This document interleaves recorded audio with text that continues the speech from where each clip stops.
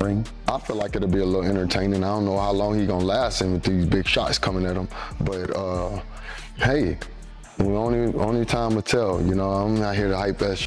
Not even my business. That's somebody else fish to fry. Yeah. You know, I got my own fish. Terence Crawford is not going to do anything to Canelo Alvarez.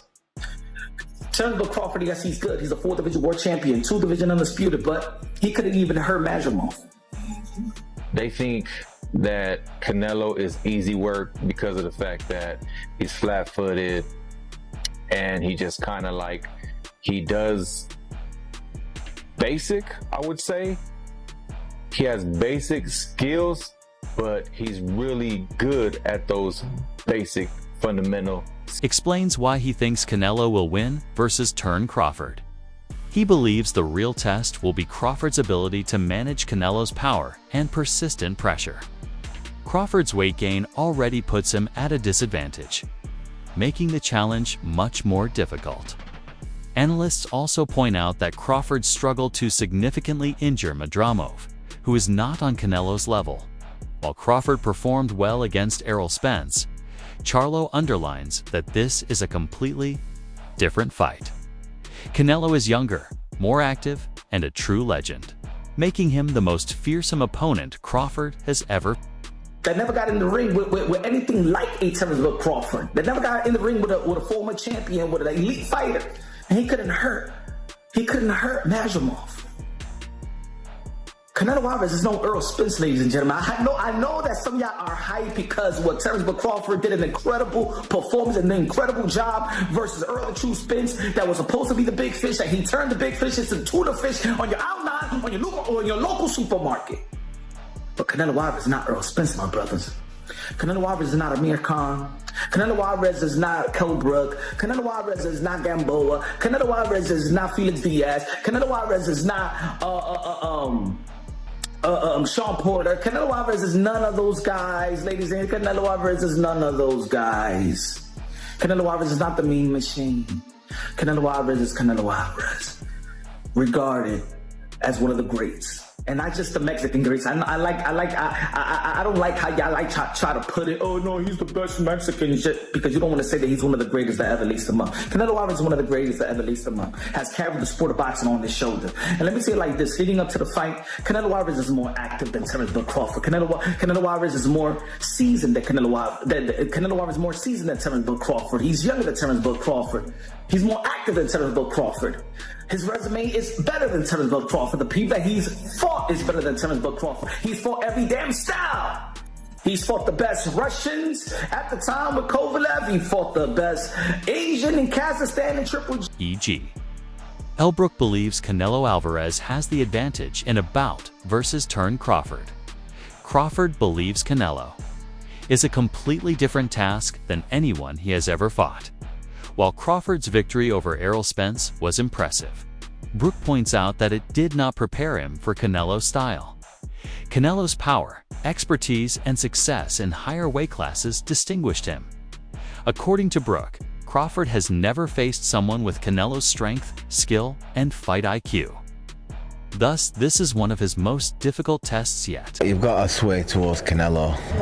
Crawford's gonna have to, move up, and I knew when I boxed Golovkin, there's a big difference, especially with someone that, fighting a middleweight, a mediocre world champion's it's okay, but when you're fighting someone like, Canelo or Golovkin, it's a different kettle of fish, I have to lean towards Canelo, but Crawford's very, very, very good. You think Crawford's still got the legs? Obviously, he's very much got great IQ in the ring, but he's very much a good mover as well. Do you feel like he's still got the legs to be maybe outmoving Canelo if he needs to? Well, I don't know. I think when we look back at Mayweather when he beat Canelo, he's a mover. Crawford's not really like Mayweather in that aspect. He's more. He kind of sets his feet and he's cute with how he approaches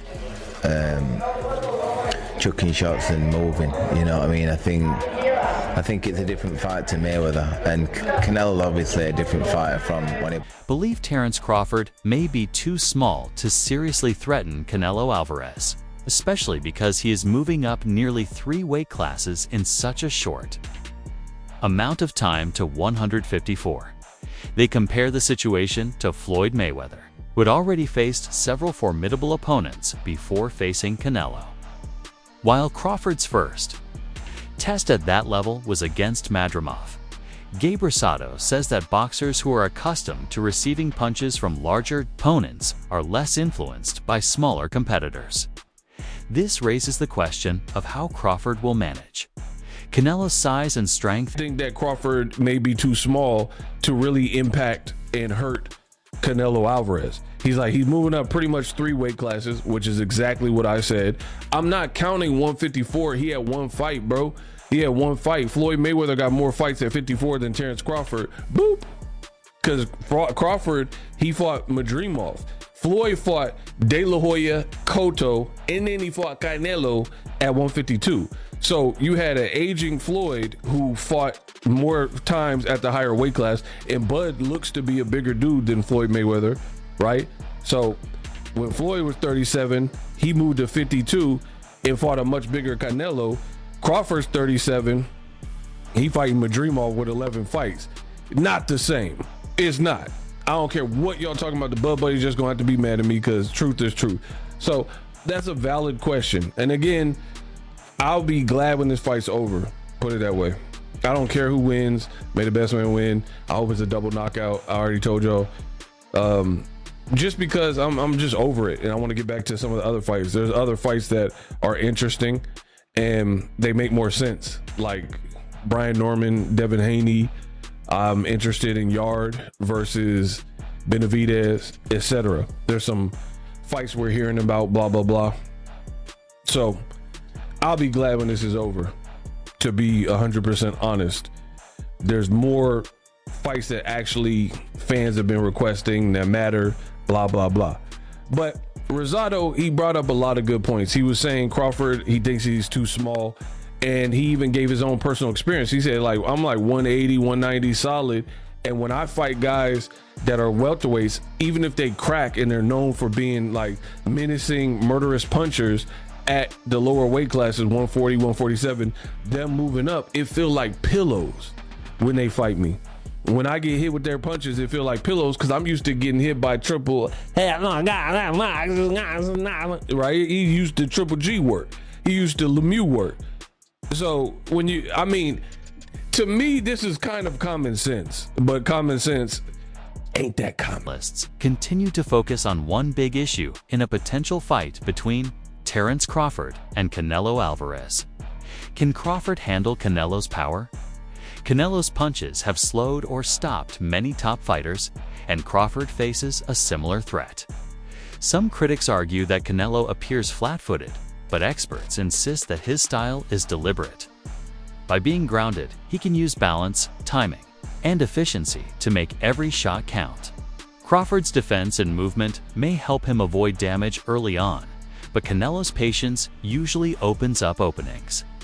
When that happens, Crawford's ability to keep his cool under pressure and absorb punishment will be put to the test. Many believe that the battle will not come down to who delivers more strikes, but if Crawford's chin and physique can resist Canelo's,